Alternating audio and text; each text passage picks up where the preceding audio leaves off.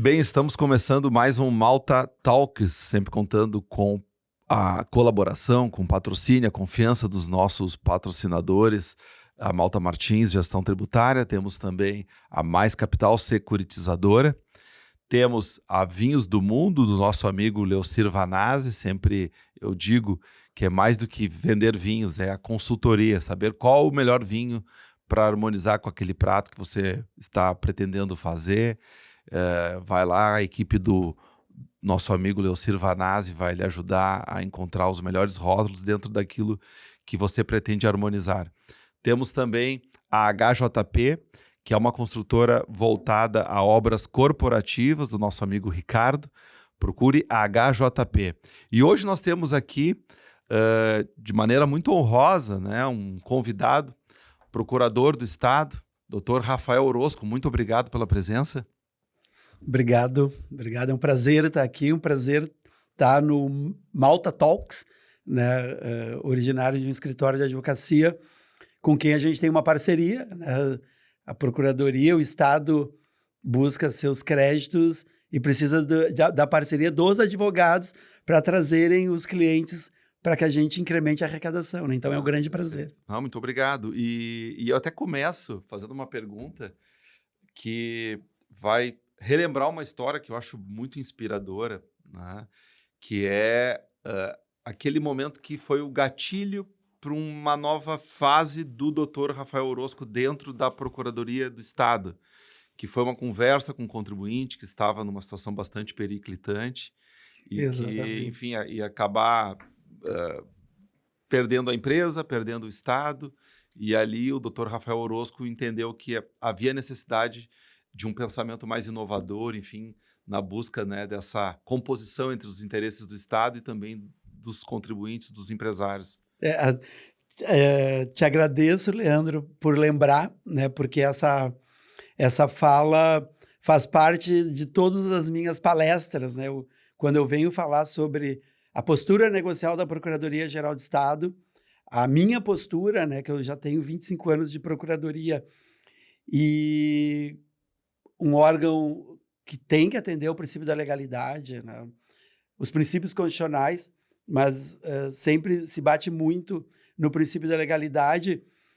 Os procuradores, os servidores públicos em geral, quando ingressam no serviço público, especialmente nos órgãos em que tem corregedorias, a gente tem uma preocupação muito grande de seguir o caminho correto, né?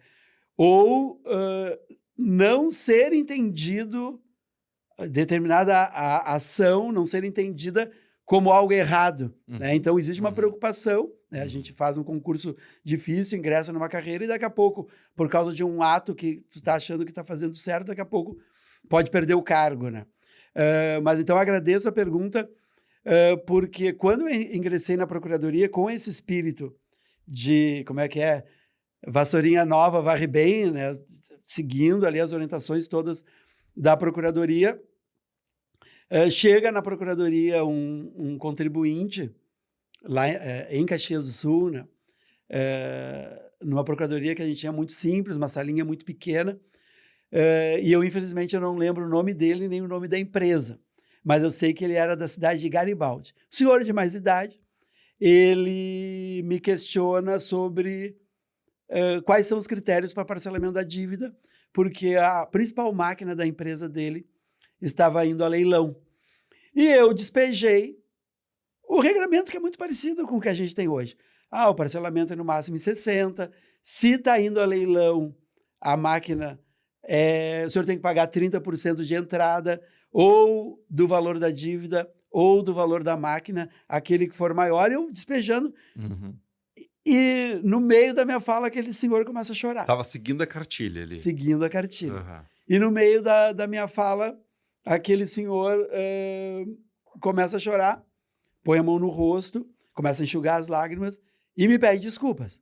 Aí ele diz: doutor Rafael, desculpa, o senhor está fazendo o seu trabalho, mas o senhor está me dizendo, eu vou quebrar, porque eu não consigo atender a esses critérios.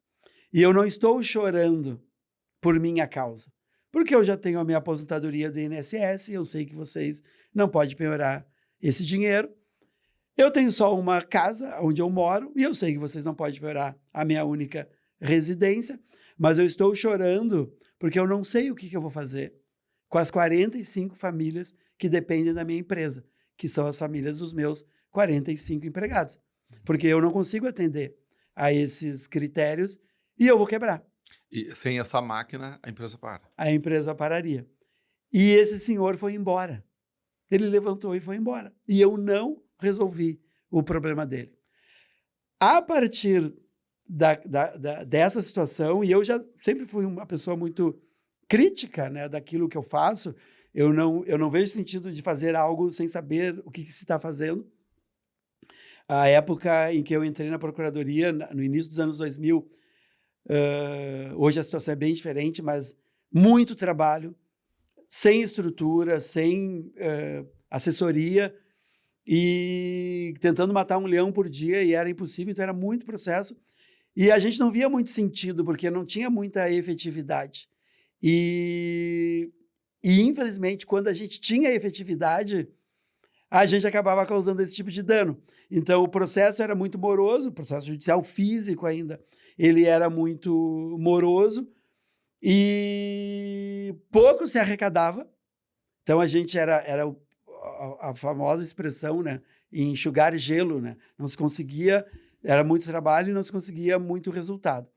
E quando se conseguia, a gente quebrava as empresas, né? Então, a partir desse diagnóstico, eu comecei a tentar alternativas, né? Comecei numa ideia de tentativa e erro, sempre com muito receio, especialmente em função do princípio da legalidade, né?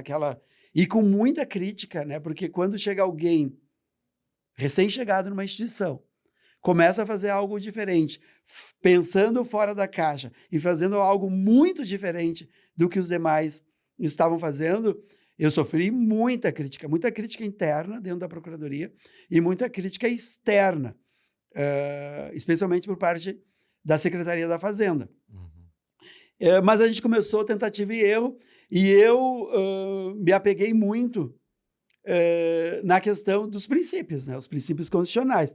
A gente tem que atender o princípio constitucional da legalidade, mas esse princípio está dentre os princípios trazidos pelo artigo 37 da Constituição Federal, que regulamenta a administração pública lato sensu, mas ele está do lado de outros princípios, especialmente o princípio da eficiência. Então, eu comecei a refletir, eu vou ser legalista, não vou arrecadar muito, e quando eu conseguir arrecadar, eu vou extirpar um empreendimento, um empreendedor do mercado. Isso é legal, mas é eficiente? E existe, é claro, e eu imagino, até por ouvir outros procuradores e outros auditores fiscais, me parece que é um pensamento que cada vez ganha menos eco dentro das duas instituições, tanto da Secretaria da Fazenda quanto da PGE. Mas havia e ainda há, mas como eu falei, em caráter cada vez mais diminuto, aquele pensamento, mas se não é um bom pagador, melhor que seja mesmo alijado do mercado e dê espaço ao bom pagador, né? Mas quem é o bom pagador aí? É muito difícil, né, de tu dizer assim, não, mas aqui eu tenho o grupo dos bons pagadores, dentro de um contexto absolutamente opressor do ponto de vista da carga tributária, difícil suportar essa carga tributária, e mais do que isso, difícil entender a legislação tributária para bem aplicar a norma tributária. E inclusive os ditos bons pagadores fazem uma pressão grande em cima de quem cobra os tributos para que efetivamente sejam cobrados. Uhum. E essa pressão é correta. Uhum. Né? Quem paga em dia o seu tributo tem o direito de ver o Estado pressionando aquele que não cumpre suas obrigações e está inserido no mesmo mercado competindo com ele. Então, isso essa exigência, essa crítica, elas são legítimas. Porém... Mas quando tem má fé... Exatamente. Porém, numa realidade de mercado, muitas vezes o contribuinte ele não paga o tributo por mazelas criadas pelo próprio ente público. Né? Um país como o nosso, agora, né? Claro que isso aqui vai tá gravado e vai se perpetuar no tempo, né? Mas para os ouvintes de 100 anos daqui para frente, a gente está num momento muito periclitante da nossa economia, com crise institucional. Um ponto bem importante aqui, o contribuinte deixa de honrar com o tributo, com o pagamento do tributo, por mazelas criadas pelo próprio ente público. Isso aí, pelos seus agentes políticos, pelos agentes públicos, crises em que não se tem o controle, crises internacionais. Então, muitas vezes, os planos econômicos, né, que bom que a gente não fala mais nisso, mas lá no passado, planos para tentar superar a inflação e esperamos que o nosso país continue assim com uma economia mais ou menos equilibrada, né? A gente está falando agora de uma Selic de 15% ao ano, o que é um valor absurdo, e os débitos tributários estaduais são corrigidos pela Selic, mas o objetivo das negociações, elas têm que ser para o contribuinte, o empreendedor, que se dispõe a botar um dinheiro bom num negócio arriscado, e aqui eu falo do alto da minha posição como servidor público bem remunerado, no final do mês o meu salário está garantido, e é de se festejar, né? Porque já houve momentos na administração pública estadual que se parcelou o salário, né? Então o meu salário no final do mês, ele entra na minha conta, e o empreendedor não sabe se vai entrar, e ele arrisca, e sem empresa, sem empreendedor não existe empresa, sem empresa não existe tributo, e sem tributo não existe Estado. E essa visão, todos nós temos que ter. Agora, obviamente, que a gente não pode, com as negociações, mesmo as ordinárias ou as extraordinárias, dar benefício para criminoso. O grande desafio de nós que trabalhamos com negociações, com transações, é de fazer esse descrime. E para o bom pagador, né, que eventualmente está nos ouvindo, nos vendo, eu deixo muito tranquilo, porque nós fazemos sempre uma análise jurídica e econômico-financeira para verificar se aquele contribuinte que está querendo um acordo conosco, se ele é o joio ou ele é o trigo. Né? Porque quem é maledicente, quem está causando prejuízos dentro do mercado, ele não merece um acordo. Ele merece o rigor, e tanto a Secretaria da Fazenda quanto a Procuradoria-Geral do Estado, a gente tem feito um trabalho muito importante nesse sentido, nós estamos especializando o nosso trabalho, tendo procuradores específicos para atuar contra grupos econômicos, grandes devedores, e quem não quiser se regularizar vai sofrer com essa ação bem dura que a gente tem junto com as transações, com as negociações, tem esse outro lado da moeda, que é essa atuação mais efetiva. E é necessário até para poder coibir a concorrência desleal, né? Exatamente, essa é uma das nossas funções. Não, perfeito. Mas aí, antes de entrar na questão do Acordo Gaúcho, havia um ferramental limitado, né, no sentido de oferecer possibilidades de negociação com o Estado. Pode falar um pouco disso? Claro. E esse ferramental segue existindo ainda, mesmo com o Acordo Gaúcho, essas possibilidades de negociação ainda acontecem, né? Elas ainda estão vigorando de alguma maneira. Eu não sei se elas dão totalmente espaço ao Acordo Gaúcho, porque deixam de ser atrativas. Queria falar um pouco sobre isso, né? Como está sendo essa transição e o que se espera do futuro, né, com o Acordo Gaúcho. Até fazer uma propaganda, né? Eu, depois de muito tempo e provocado por um analista jurídico da Procuradoria, que me sugeriu em escrever em conjunto, porque ele me sugeriu que eu deveria escrever um livro, e eu disse para ele que eu não tinha tempo, então ele disse, não, então nós escrevemos juntos, e aí tentamos. E a gente já tá quase no fim dessa obra. Tem a história do empresário de Garibaldi nessa obra, e a gente tenta trazer todo esse histórico, né, de como que a gente chegou no nível de hoje termos mais de 4 bilhões em acordos extraordinários feitos pela Procuradoria.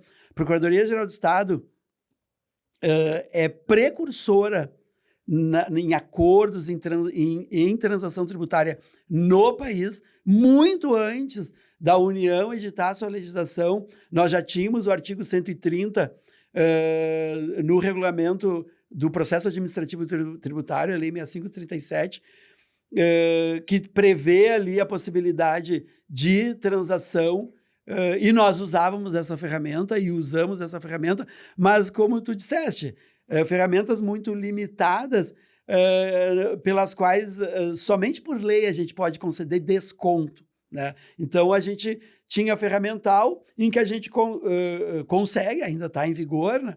A gente consegue dar prazo, dar oportunidade e, eventualmente, alternativas de pagamento. Então, por exemplo, a gente tem a possibilidade, e tem o programa Compensa, né, que é uma questão, uma legislação que permite o recebimento de precatórios para pagamento de dívidas inscritas até 25 de março de 2015.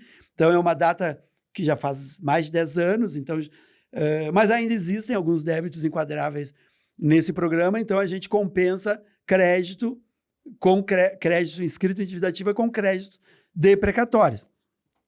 Existia a possibilidade de subrogação de precatórios para créditos posteriores, mas essa possibilidade está suspensa, mas foi um regulamento da Procuradoria, um regulamento interno da Procuradoria que previu essa possibilidade.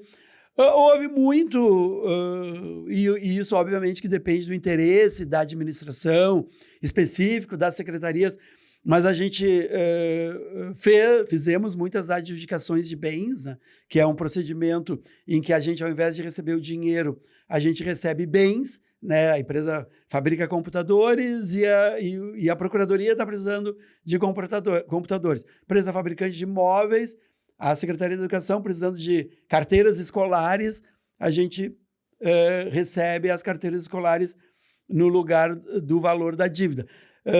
Mas isso é bem específico. E é caso a caso. E é caso a caso e depende muito do efetivo interesse da administração naquele tipo de bem. E tem a negociação de penhora de faturamento, que essa sim a gente foi desenvolvendo com o tempo. A gente tem essa negociação que a gente chama de composições com base na penhora de faturamento, muito antes do Código de Processo Civil, prevê a possibilidade de penhora de faturamento ali numa das espécies de garantia das execuções. Então, lá em meados de 2000, né, a partir daquela história ali do empresário de Garibaldi... Ele chegou a ser socorrido com alguma medida dessa? Infelizmente, eu não lembro quem ele era, e eu lamento muito de não saber o que aconteceu, com ele na sequência. Mas, assim, ele tem uma importância muito grande, porque a partir dessa situação, a gente começou a refletir e começou a tentar alternativas. E uma das boas alternativas foi as composições com penhora de faturamento, em que a gente, a partir do comprometimento de um percentual do faturamento da empresa com o pagamento da dívida, com base numa análise econômico-financeira, um valor que seja razoável para abater a dívida e razoável para não inviabilizar o empreendimento, a gente constrói uma negociação. E dentro dessa negociação podem entrar, por exemplo, precatórios também, mas sem concessão de descontos, porque eu costumo brincar que, diante da necessidade de algum instituto para a gente compor as dívidas de uma forma extraordinária, porque de uma forma ordinária é o parcelamento em 60 vezes. Só que muitas vezes as empresas criam uma dívida na alta e a gente não consegue chegar nesse momento para cobrar, tem uma omissão aí, ou uma ineficiência por parte do Estado, e quando a gente vai cobrar, a empresa está na baixa. E 1/60 da dívida é inviável para ela pagar mensalmente. Então, a gente criou... Até porque ela tem que seguir pagando o corrente, né? Exatamente. E essa é a principal causa da existência da composição de penhora de faturamento. Como eu estava dizendo, eu sofri muitas críticas quando eu comecei, mas quando os colegas dentro da Procuradoria e na Receita Estadual começaram a ver que aquela empresa que gerava o imposto mês a mês não pagava administrativamente, mês seguinte não pagava, a Receita Estadual era obrigada a encaminhar os débitos para ajuizamento. A Procuradoria ajuizava. e ficava ajuizando, todo mundo enxugando o gelo. Uhum. Mas aquela empresa começou a pagar o imposto do mês em razão do acordo. Caixa do Estado. Em razão do acordo, eles começaram a olhar com com um olhar diferente a esse tipo de negociação. Porque o principal requisito claro que tem vários, né? A gente tem o regulamento, mas um principal requisito das composições com penhora de faturamento é não gerar novos débitos. As empresas, a partir da negociação, elas têm que estarem regulares. Acertam o passo. E acertando o passo. Só para tu ter uma noção, nós temos, como eu disse, mais de 4 bilhões em acordos desse tipo. Nós temos uma arrecadação ordinária anual desses 4 bilhões em torno de uns 200 milhões. A gente arrecada, contando com dinheiro e precatórios, anualmente ingressam para pagamento do passado, desses 4 bilhões, em torno de uns 200 milhões de reais. Mas as empresas que estão com o acordo recolhem anualmente mais de 500 milhões de impostos do mês. Isso não está computado nos 4 bilhões. Não. Então é mais. Os 4 bilhões é o passivo que eu consegui negociar. Sim. Mas ingressam para pagamento desse passivo 200 milhões, mas o imposto vencendo mensal, ingressam mais de 500 milhões. Então é um bom negócio para todo mundo.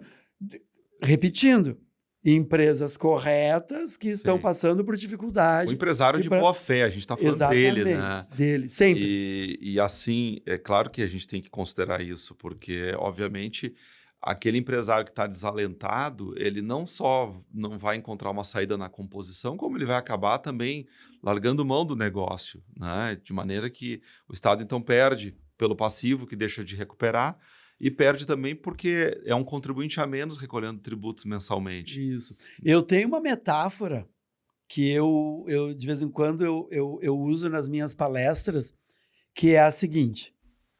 Se viesse o gênio da lâmpada e eu esfregasse a lâmpada e ele dissesse que não 3, ele dissesse que eu tenho apenas um pedido. E eu, como sou lá de Caxias, né? Sou muito Caxias, eu não ia pensar em mim. Eu ia dizer o seguinte: eu quero que a Procuradoria-Geral do Estado do Rio Grande do Sul seja eficiente ao ponto de, num passe de mágica, arrecadar os mais de 40 bilhões de reais que nós temos inscritos em dívida ativa. Esse gênio ia atender, obviamente que ia ser pelos meios adequados, ou seja, a gente ia conseguir essa eficiência vendendo bens, vendendo estoque, vendendo sede dos empresários, veículos e tudo mais, mas a dívida no mês seguinte, ela ia estar quitada. Eu seria ovacionado mundialmente. Nossa, Rafael Orozco, procurador do Estado do mundo mais eficiente, zerou a dívida. O que aconteceria nos meses seguintes? O Estado do Rio Grande do Sul quebraria, porque nós esse dinheiro sairia de algum lugar, e sairia das contas pessoais dos sócios, dos patrimônios, dos veículos, dos seus estoques, e a economia ia entrar numa crise. Então, a total eficiência da administração na cobrança, ela é importante, mas ela não é o único aspecto. O Estado do Rio Grande do Sul, o ente público na cobrança da dívida, ele é um credor diferente. Ele não é eu te cobrando, tu me deve, e aí eu vou lá, penhoro o teu carro, aí tu vai dizer, mas, Rafael, eu vou ficar a pé. Azar é teu, tu me deve. O Estado não pode ter esse pensamento. Estado, eu estou devendo e tu está querendo vender a minha sede, eu vou quebrar. Aí o Estado tem que se preocupar com isso. Porque vai ser um problema para ele também. Porque vai ser um problema. E eu repito a frase que eu acabei de dizer. O empreendedor, sem o empreendedor, não existe empresa, sem empresa não existe tributo, e sem tributo não existe o Estado. E isso é uma preocupação que a gente tem que ter. E aí, doutor Rafael, sempre se falou, e certamente tu deve ter ouvido muito, contribuintes dizendo, mas por que o Estado não tem algo parecido com a transação federal, que oferece descontos, que oferece uma série de benefícios que o Estado não pode oferecer, que consegue criar CAPAGs, que são, né, aqueles enquadramentos por capacidade de pagamento do contribuinte, enfim, e de maneira que dê até uma certa previsibilidade na negociação da dívida. Mas aí vem o Acordo Gaúcho. E aí a pergunta bem objetiva. Esse contribuinte que reclamava que o Estado não tinha uma transação, agora, com o Acordo Gaúcho, ele está atendido? Ele ainda não está atendido, né?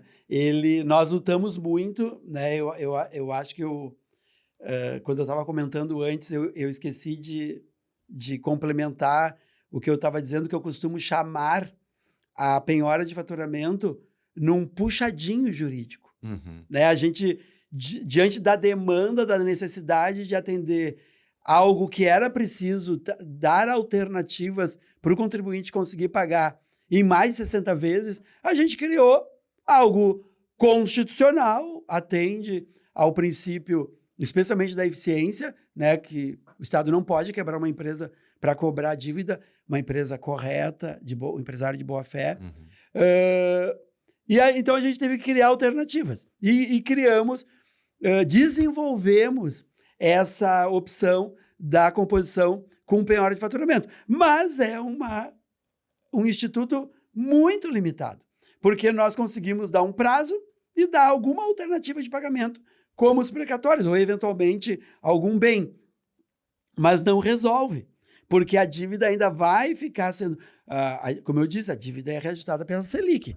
Hoje a Selic, ela quase inviabiliza muitos acordos, né? Porque a gente tem alguns requisitos que são com base na correção da dívida também.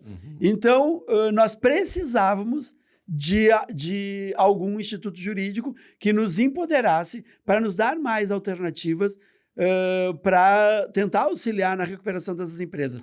E a transação tributária é uma delas. A penhora do faturamento, ela tem que pelo menos, e me corrija se eu estiver errado, ela tem que pelo menos suportar o custo da dívida, o custo financeiro da dívida. Isso aí. Né? Não pode ser menor do que isso. Né? Essa é uma das regras. E aí, com a Selic muito alta... 15% fica difícil, fica né? muito difícil. E aí, a gente também, na própria penhora de faturamento, a gente tem que ter jogo de cintura para viabilizar algo alternativo dentro do própria solução alternativa. Então, por isso que é importante ter uma legislação específica que empodere o procurador que está na ponta, o auditor que está na ponta, negociando, podendo conceder prazo, podendo conceder moratórias, né? A diferença entre moratória e parcelamento é que a moratória tu pode... nos próximos 6 meses não me paga nada, né? E aí lá adiante tu pode me pagar. Ou parcelamentos especiais, descontos de multa, de juros. Esse arcabouço de soluções que é importante. E a partir da edição da lei federal, né, em que a Procuradoria-Geral da Fazenda Nacional começou a fazer acordos, obviamente que a comunidade jurídica e empresarial começaram a demandar os entes públicos, né, especialmente os estados. Alguns estados, como São Paulo, foram precursores e fizeram a sua legislação. E em dezembro do ano passado, o Estado do Rio Grande do Sul aprovou a sua lei, que em termos gerais é muito parecida com a legislação de São Paulo. A lei que foi promulgada no dia do Natal, né, o Estado deu um presente de Natal para a comunidade, 25 de dezembro de 2024, é a data da lei, ela... E aí é o Acordo Gaúcho. A lei do Acordo Gaúcho. A lei da transação tributária estadual é chamada de Acordo Gaúcho. Então, a lei do Acordo Gaúcho deu um prazo de 90 dias para que ela fosse regulamentada. O que aconteceu? Primeiro, não se respeitou esse prazo. E aí, em junho, veio um decreto que, em conjunto ali com o governo, a Procuradoria, a Secretaria da Fazenda, se editou um decreto que não trouxe objetivamente as regras para o Acordo Gaúcho. O que fez a regulamentação? Ela trouxe alguns avanços bem importantes, e eu saliento 2 muito importantes. O primeiro, que poderá ser utilizado o precatório, e a lei já dizia isso, mas que esse precatório ele vai ser ele vai abater a dívida após os descontos eventualmente concedidos por algum edital na transação tributária. Por que eu saliento isso como importante? Porque no ano passado, em novembro, em outubro é o decreto, em novembro ele entrou em vigor, que regulamentou o programa Em Recuperação para empresas que estão em recuperação judicial. O Estado tem um programa muito bom, que é o Em Recuperação 2. Tinha o Em Recuperação 1, e com esse decreto veio o Em Recuperação 2.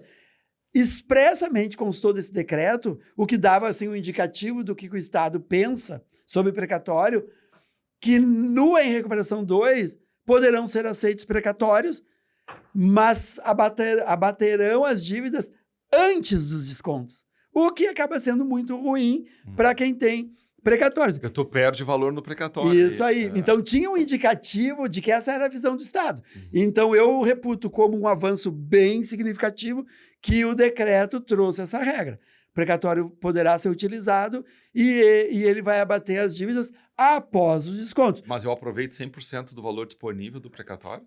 Essa regra ainda não temos. Essa regra ainda não temos. Estamos conversando internamente para os futuros editais, mas ainda a gente não tem isso definido. Essa é uma decisão de governo, né? O precatório será recebido. Eu estou aqui como procurador do Estado, mas também como Rafael. Sim.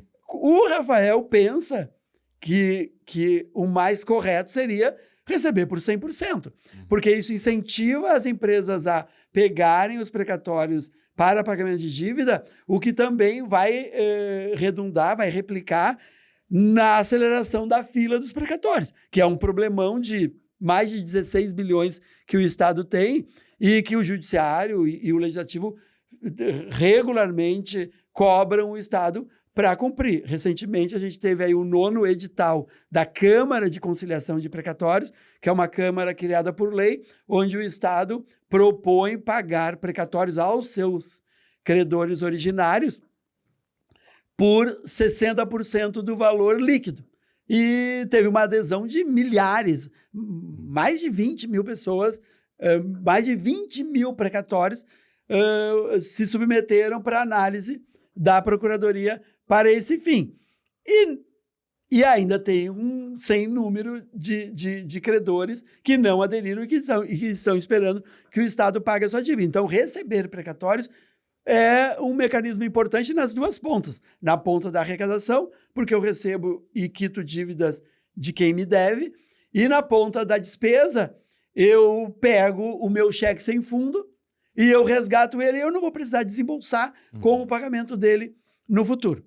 O outro avanço que o decreto trouxe foi a possibilidade, que era um anseio da comunidade jurídico-tributária, né, e dos empresários, um anseio antigo, que veio previsto, que também ainda não foi regulamentado, que é a possibilidade de utilização para abater as dívidas dentro da transação, dentro do Acordo Gaúcho, com créditos escriturais de ICMS. Né? Então, isso está previsto com os mesmos limites do créditos precatório. acumulados. Créditos acumulados na escrituração. Independente de ser crédito de exportação. Exatamente, esse é um avanço, porque desde março de 2007, uma alteração que teve no regulamento do ICMS, o crédito de exportação ou um crédito a ele equiparado, que eu ainda não sei o que é, né? Mas originariamente crédito de exportação pode ser utilizado para bater dívida ajuizada. E era só esse. E agora esse decreto trouxe esse avanço e que depende de regulamentação.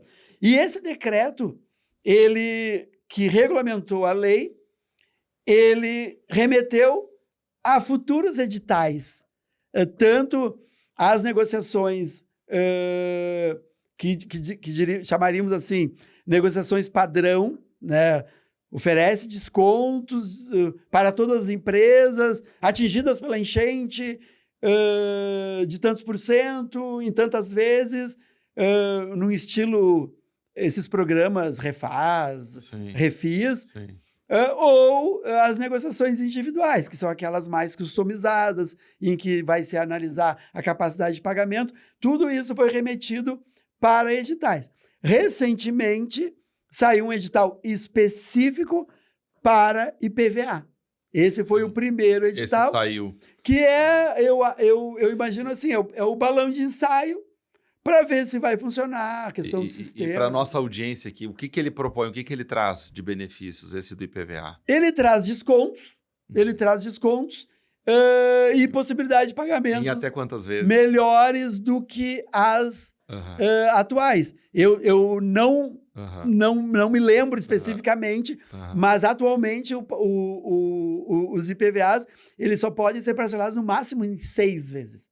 E com certeza esse regramento do IPVA trouxe descontos com mais parcelas. Porque, na verdade, o que o empresário que deve, ele quer prazo e, se possível, desconto. Como a lei garante que nunca será concedido desconto do principal, o Estado vai receber o valor devido do tributo. E o que existem de descontos são descontos na multa e descontos nos juros. Né? Então, o conceito de transação tributária, ele é bom para todo mundo, né? Porque o Estado não abre mão do valor principal, mas ele facilita o recolhimento do tributo ao com benefício sobre os encargos. Isso aí. Mas aí vamos lá. Bom, IPVA não sei o quanto é o volume de dívida que o Estado tem, imagino que seja muito, expressivamente menor do que o de ICMS. Sem dúvida. Mas ele começa pelo IPVA, quase como um balão de ensaio para testar. Assim, eu até peço desculpas que eu não conheço a legislação.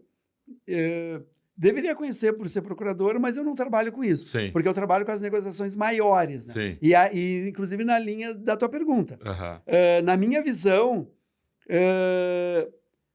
se pegou, e eu não participei da elaboração desses dispositivos, mas se pegou o IPVA para ver como que vai funcionar, especialmente que a gente, como o volume é muito grande, a gente tem que trabalhar com sistemas, né?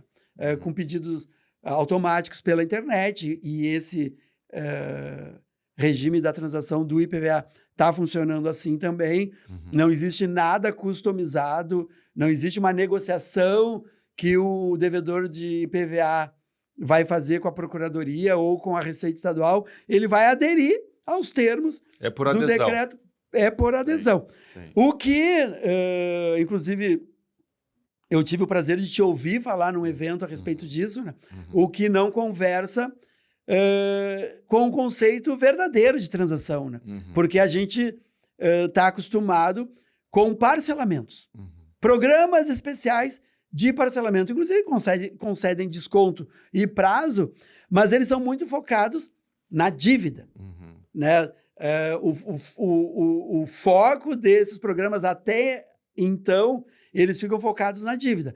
O conceito de transação, ele é o enfoque voltado para o contribuinte, o devedor. Qual é a capacidade desse devedor? Ele está devendo porque ele tem dificuldade ou ele está devendo porque quer? Uma grande empresa multinacional com um produto muito bom, com vazão no mercado. Vamos pegar um exemplo, a Apple. Ela tem dívida tributária. É apenas um exemplo. Né? É razoável que se conceda descontos para ela, totalmente saudável, uma empresa grande que tem uma dívida com o Estado e que tem uma saúde financeira boa, ela não merece descontos para pagamento da sua dívida, porque ela está querendo se beneficiar do sistema. Agora, uma empresa em recuperação judicial, que passa por dificuldades, que tem muitos empregados, tem um produto no mercado. Eu vou usar o exemplo de cooperativas de laticínios, por exemplo, em que a comunidade depende daquele litro de leite na gôndola ali do mercado.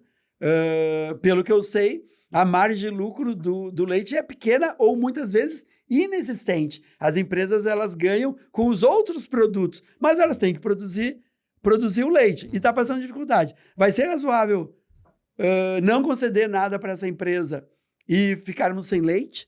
Né? Então, é esse tipo de análise que tem que ser feita numa transação tributária. Tudo isso é posto na mesa e é uma negociação customizada à realidade daquele contribuinte, atendendo ao interesse dele e do próprio credor.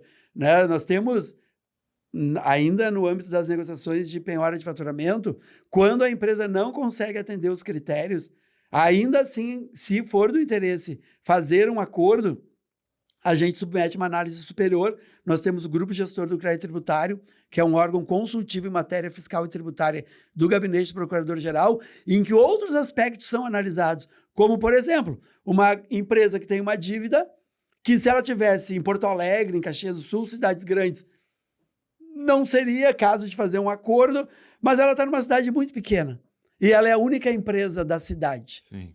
Como nós temos casos concretos em que isso acontece. Sim. Em que o maior empregador é o município. Social da empresa. Isso aí. O maior empregador da cidade é o município, o segundo maior empregador é aquela empresa. Sim. Se a gente apertar demais, a empresa quebra e o município quebra. Né? Então, temos casos, exatamente esse, em que a gente fechou um acordo, um acordo melhor ainda do que as regras ordinárias das composições com penhora de faturamento. É esse tipo de análise que tem que ser feita quando se está tratando de uma transação tributária. Eu tenho receio, como profissional do direito, como jurista nessa matéria, eu tenho muita preocupação de transformar as transações em parcelamentos especiais. Né? Eu acho que tem que ter os acordos por adesão, mas nós temos que ter ferramentas para negociarmos customizadamente para atender esse tipo de situação. Tem as duas versões, aquela de prateleira e aquela que é customizada. E isso vai depender dos editais. Eu sei que talvez isso também dependa dos editais, mas assim, o que dá para talvez prenunciar no que diz respeito, que é uma questão que eu seguidamente recebo esse questionamento. O empresário, quando ele está diante de uma transação onde ele vai, contratar, ele pergunta, e se eu, no curso dos pagamentos, tiver um declínio na minha capacidade de pagamento? Na transação federal, eu coloco ela escalonada em níveis, eu começo pagando X, daqui a pouco eu pago X mais 1, daqui a pouco X mais 4 e assim vai. Só que eu não melhorei o suficiente para pagar aquele X mais 1 e aí eu consigo revisar novamente, recompor a dívida, sentar novamente com os procuradores e reavaliar a situação. Essa tua pergunta ela está associada a essa minha preocupação de a gente não transformar as transações em parcelamentos especiais. Porque esse apego à legalidade, e até fazer propaganda aí para os assistentes, né? Eu falo isso nesse livro que eu quase já estou terminando, é essa visão que a gente tem que ter diferenciada para efetivamente atender e não ficar agarrado a uma legalidade e esquecer a realidade. Né? A gente fica agarrado à legalidade. Inclusive, nessa obra, a gente conta uma história de uma princesa, acho que tailandesa, e é uma história real, que tem uma lei religiosa lá, não sei se é Tailândia, mas vamos dizer que seja, eu acho que é a Tailândia, de que ninguém pode tocar na realeza.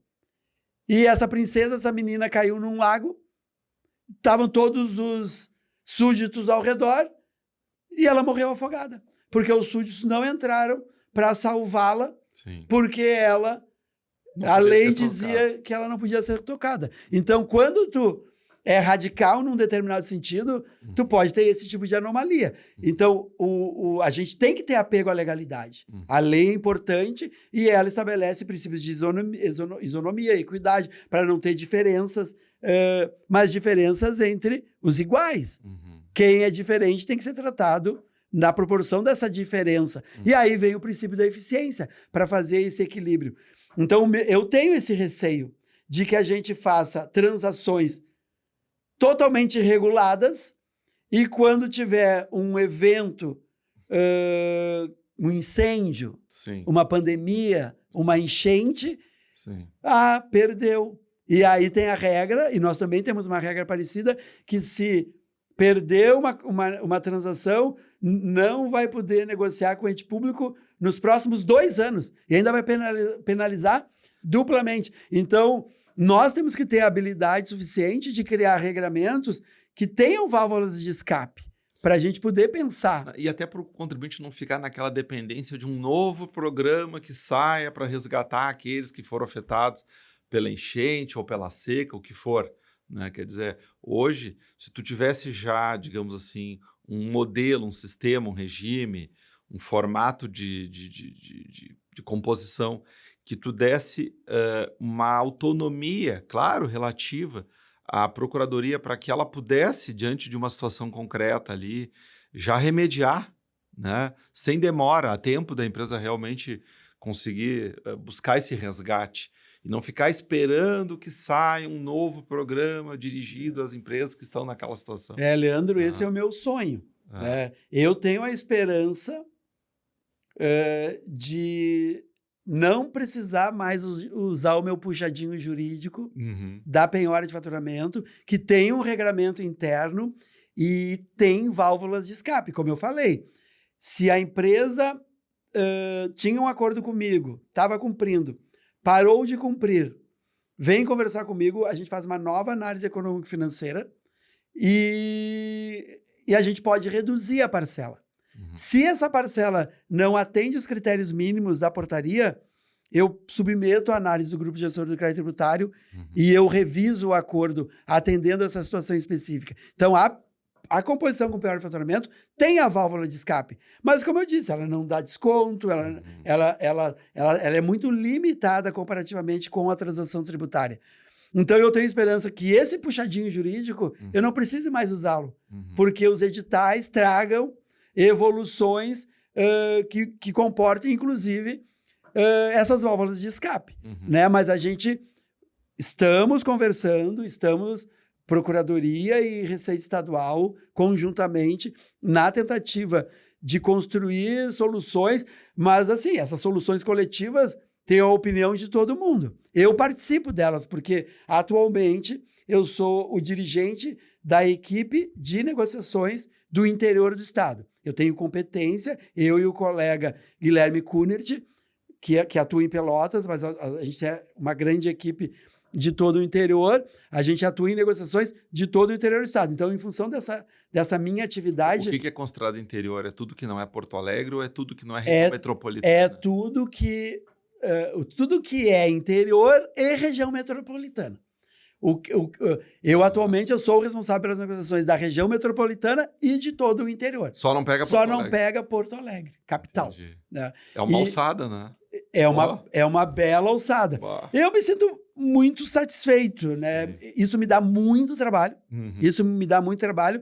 Mas também me dá muita realização, né? Porque eu que trilhei esse caminho, né? Eu costumo dizer que eu sou um servidor público privilegiado, porque o trabalho que eu faço hoje, 95% do trabalho que eu faço hoje, ele não existia antes de eu ingressar na Procuradoria. Então, eu me sinto muito realizado.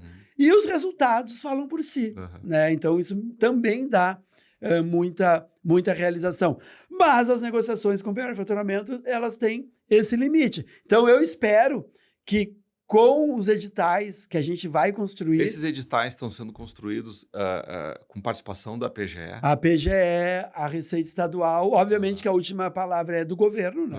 Quem foi legitimamente eleito para decidir, né? Mas o governador, ele não decide nada sem ouvir os seus técnicos. E nesses fóruns, como eu estava dizendo, eu sou uma voz. Tem várias outras vozes que são ouvidas e a gente tenta tirar a média desses entendimentos. Né? E tem como dizer assim, olha, até para a gente se encaminhar para o encerramento, mas que eu acho que é importante, as pessoas que estão assistindo devem estar com essa preocupação, né? Essa curiosidade. baseado no que tem na lei e nas discussões que estão acontecendo, o que de bom dá para, quem sabe, se esperar que se consume como uma realidade aí logo à frente?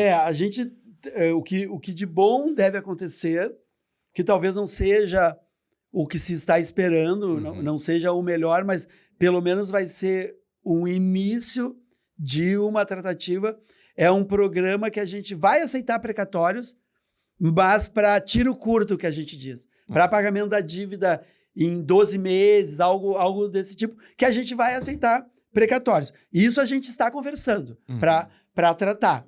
Mas não vai ser bem o que todo mundo está esperando, mas eu considero, e até peço a compreensão da comunidade jurídica, porque tudo é novo, né? Então, se a gente conseguir editar, publicar esse edital, em que, mesmo que não seja bem o que se espera, já vai ser um grande avanço. Porque daí a gente já vai estar aprimorando os sistemas, aí passa esses 12 meses que sejam aí para pagamento desses débitos a tiro curto, e aí a gente, lá adiante, não vai estar impedido de um novo edital com regras mais perenes para recebimento de precatórios, com parcelamento, com descontos. Mas eu saliento, nós somos técnicos.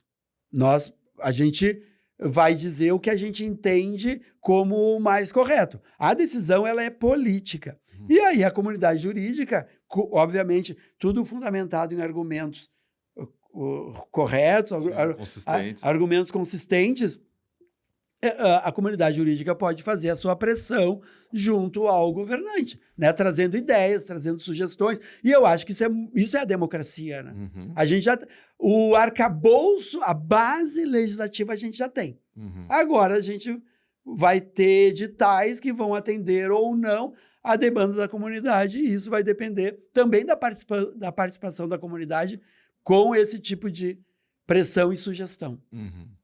Nós temos um governador, tu havia comentado antes de nós começarmos a gravação, que tem se mostrado muito sensível, né, às colocações da PGE, tem ouvido bastante a PGE. Sim. Então a expectativa nesse sentido é de que, como a PGE está nesse trato direto com o contribuinte, de que de alguma maneira isso vai repercutir lá no gabinete do governador também. Nós temos ele está de ouvidos abertos, vamos dizer assim. Nós temos os Eduardos, né? O Eduardo Leite, que é o governador, e o Eduardo Cunha da Costa, que é o nosso procurador-geral.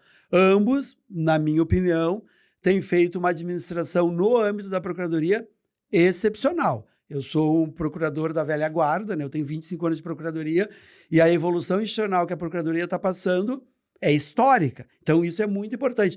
E a procuradoria empoderada, ela não é só boa para o procurador, ela é bom para a sociedade, né? O seu advogado, o Estado valorizando o seu advogado, que vai conseguir estar na ponta, bem no início do problema, talvez nós não tivéssemos esses 16 milhões de dívidas de precatórios, por exemplo. Né? Então, isso é muito importante. Ontem, eu tive uma reunião que nós conversamos sobre esse tema com o procurador-geral, e nesse espírito de acesso que ele tem,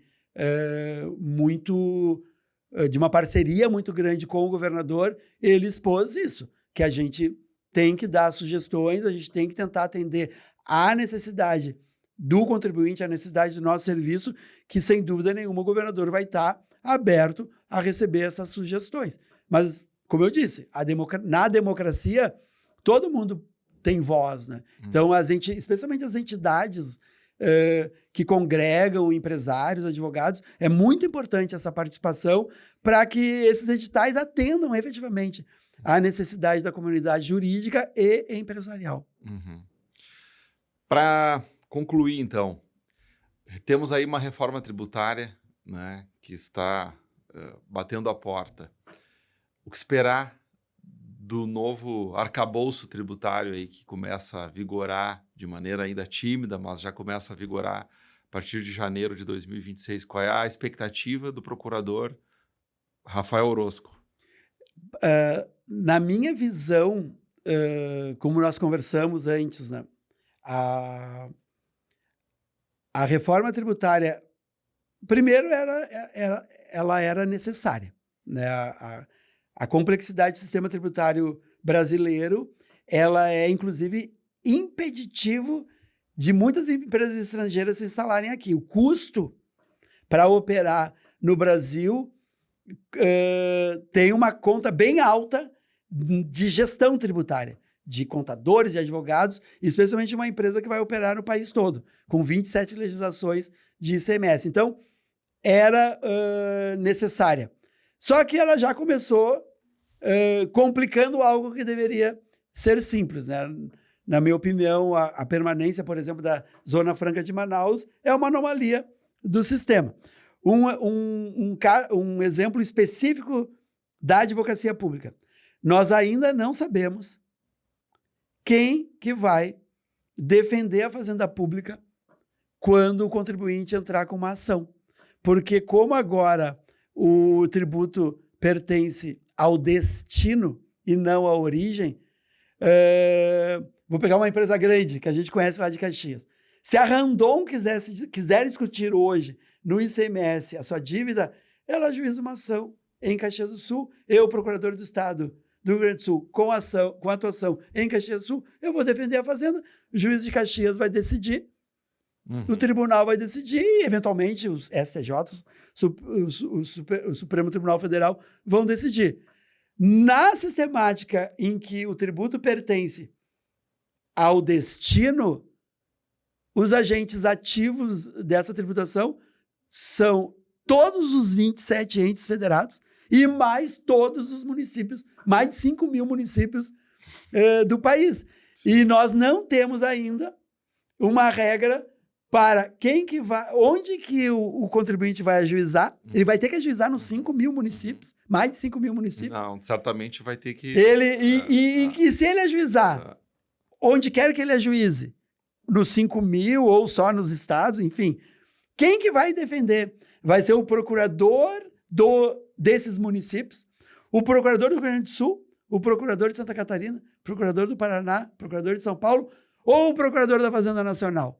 A gente ainda não tem essa regra. Então, ainda tem muita coisa a ser regulamentada, mas a minha visão como cobrador de imposto, especialmente, a gente tem uma expectativa muito grande com a sistemática do split payment, que é, né, para quem ainda não sabe, o pagamento automático do tributo quando for realizada a operação. Como funciona com o Simples Nacional, né? Isso, então, tu vai no restaurante, tu vai na loja comprar um tênis, no momento em que tu pagar com o teu cartão de crédito o tênis, automaticamente aquele dinheiro, o dinheiro da empresa vai para a conta da empresa, o dinheiro da CBS vai para a União e o dinheiro do IBS vai para o fundo gerido pelo comitê que depois vai distribuir. E atualmente, mais de 90% do nosso trabalho é cobrar ICMS informado e não pago. E com o split payment, isso não vai existir mais. Então, no futuro, a gente percebe que esse trabalho de cobrança nas execuções fiscais vai ser algo muito raro. Sim. Porque nós teremos ou cobrança de sonegação, alguma coisa que a fiscalização vai autuar, então vai ser imposto não informado, ou discussões jurídicas, teses jurídicas sobre algum aspecto tributário. A maior parte do nosso trabalho não vai existir. E aí, sem trabalho, talvez as nossas próprias carreiras comecem a ser questionadas. Aí vai caber a nós termos inteligência suficiente para continuarmos nos fazendo importantes para a administração pública. E nesse sentido que eu elogio tanto o governador quanto o procurador-geral do Estado, que estão dando muitas atribuições à advocacia pública na atual administração. Atualmente, nós estamos em todas as secretarias e todos os órgãos da administração, direta e indireta, prestando consultoria à administração antes do problema acontecer. Sim, ou seja, de maneira preventiva. Exatamente, que é uma das nossas funções que está lá na nossa lei orgânica, prestar a advocacia preventiva, que é o trabalho do advogado também. Sem dúvida. Não é só judicial. Eu sempre digo, é muito mais eficaz, né, quando tu consegue tratar a situação antes que ela vire um problema. Exatamente. É menos dispendioso para o cliente, no caso, para o contribuinte, ou para o próprio Estado, seja como for, sempre que tu consegue atacar aquele possível problema antes que ele se consume, melhor, né? Melhor para todos e mais barato. Doutor Rafael Orozco, eu teria mais, sem dúvida, 1 hora, 2 horas aqui de perguntas para fazer, mas eu prefiro até já fazer um convite para que o senhor retorne aqui quando tiver o livro publicado. Tá, Eu ok. tenho certeza, vai ser um bom pretexto aí para um novo bate-papo. E aí, quem sabe, já poderemos tratar também dos editais que estão por sair aí, tratando sobre o Tomara que já Acordo tenham Gaúcho. saído. Tomara que já tenham saído e a gente vai ter mais conteúdo para poder abordar aqui. Mas fica aqui o meu muito obrigado. Quero também agradecer os nossos patrocinadores, a Malta Martins Gestão Tributária, assim também como a Mais Capital Securitizadora, com investimentos de 150% do CDI, que hoje é mais ou menos 22,5% ao ano. Temos também a Vinhos do Mundo, né, dedicada a uma série de rótulos importados e nacionais de extrema qualidade. Temos também a HJP, uma construtora de obras corporativas, obras públicas. A HJP é especializada nesse segmento e é tocada lá pelo nosso amigo Ricardo.